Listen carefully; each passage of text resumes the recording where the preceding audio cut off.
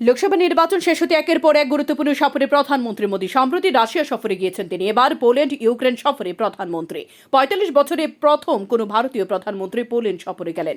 এরপর ২৩ আগস্ট ইউক্রেনে যাবেন প্রধানমন্ত্রী মোদী। তিস্তা সহ যে নদী বইছে ভারত ও বাংলাদেশের মধ্য দিয়ে, সে সবগুলির উপর নিজেদের অধিকার কায়েম করতে তৎপর বাংলাদেশের অন্তর্বর্তীকালীন সরকার। এ বিষয়ে ভারত সরকারের সঙ্গে কথা তো বলবেনই, প্রয়োজনে আন্তর্জাতিক মহলে বিষয়টিকে টেনে নিয়ে যাবেন বলে জানালেন বাংলাদেশের অন্তর্বর্তীকালীন সরকারের পরিবেশ ও জল উপদেষ্টা সৈয়দা রিজওয়ানা হাসান। প্রধানমন্ত্রী নরেন্দ্র মোদীর সঙ্গে বৈঠকে বসতে চলেছে বাংলাদেশের অন্তর্বর্তী সরকারের প্রধান ডক্টর মোহাম্মদ ইউনুস। সেপ্টেম্বরের শুরুতে থাইল্যান্ডের রাজধানী ব্যাংককে বিমস্টেকের গোষ্ঠী শীর্ষ সম্মেলন হওয়ার কথা। এই সম্মেলনে যোগ দেবেন দুই দেশের দুই রাষ্ট্রনেতাই।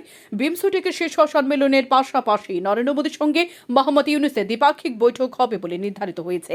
বাংলাদেশে পালাবদলের পরে প্রথম দুই দেশের রাষ্ট্রপ্রধানের বৈঠক হতে চলেছে। শেখ হাসিনা এখনও ভারতে আছেন, তবে তাঁর বিরুদ্ধে দেশে দায়ের হয়েছে একের পর এক মামলা। এ অবস্থায় বৈঠকে কি তাঁকে বাংলাদেশে ফিরিয়ে দেওয়ার আহ্বান জানাবে ইউনুস? সেদিকে চোখ থাকবে সকলের। সুপ্রিম কোর্ট এবং এইমস কর্তৃপক্ষের আবেদন সত্ত্বেও আন্দোলন জারি রাখার সিদ্ধান্ত এইমসের রেসিডেন্ট ডক্টর অ্যাসোসিয়েশনের।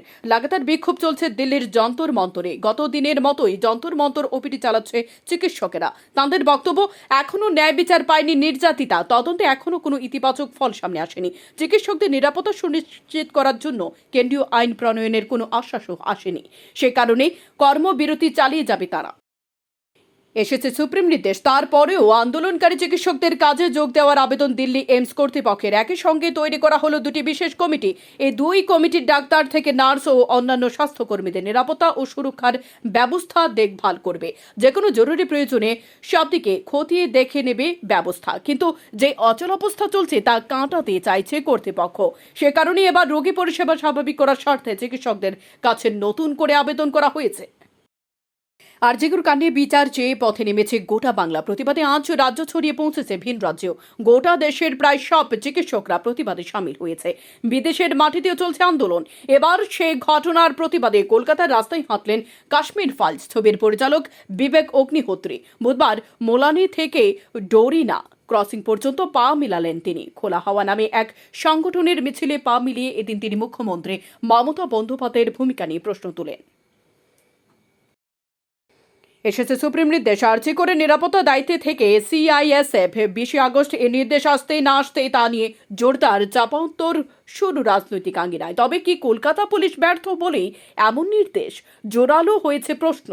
এর মধ্যে সিআইএসএফ সূত্রে খবর, মোট ৩টি স্তরে বাহিনী মোতায়েন প্রাথমিকভাবে পরিকল্পনা নেওয়া হয়েছে। তাহলে কোন কোন জায়গায় থাকছে জওয়ানরা? সামান্য বৃষ্টি হলে জল জমে যায় রাস্তায়, তা আর নামে না। প্রশাসনকে বলেও কাজ হয় না। তার বিরুদ্ধে অভিনব প্রতিবাদ সিপিআইএম নেতার। তপশিলি জাতি এবং উপজাতি সংরক্ষণের ক্রিমি লেয়ার নিয়ে সুপ্রিম কোর্টের রায় বিরোধিতা করে ভারত বন্ধের ডাক দিয়েছে একাধিক সংগঠন। বিএসপি আর জেডির মতো দলগুলিও বন্ধকে সমর্থন করেছে। বুধবার পাটনায় ট্রেন চলাচল বন্ধ করে দিয়েছে বন্ধ সমর্থকরা। রাঁচিতে রাস্তা অবরোধ করা হয়েছে। রাস্তায় টায়ার পুড়িয়েও দেখানো হয়েছে বিক্ষোভ। বাংলাদেশে ২৭% হিন্দু ছিল, এখন তা ৯% নেমে এসেছে। রবিবার আহমেদাবাদে একটি অনুষ্ঠানে যোগ দেন কেন্দ্রীয় স্বরাষ্ট্রমন্ত্রী। সেখানে বাংলাদেশ নিয়ে মন্তব্য করতে গিয়ে একথা বলেন কেন্দ্রীয় স্বরাষ্ট্রমন্ত্রী অমিত শাহ। এরপরে হিন্দু জনসংখ্যা কমে যাওয়ার প্রসঙ্গে অমিত শাহ বলেন, বাকিরা কোথায় গেল? তাদের হয় জোর করে ধর্মান্তরিত করা হয়েছিল, নতবা ভারতে আশ্রয় দিয়েছে। তাদের কি ধর্ম অনুযায়ী বাঁচার অধিকার নেই? যদি তারা প্রতিবেশী দেশের সম্মানের সঙ্গে বসবাস করতে না পারে এবং আশ্রয় চায় আমাদের দেশে, আমরা নীরব দর্শক হয়ে বসে থাকতে পারি না। আপনি ন্যায় বিচার পাবেন।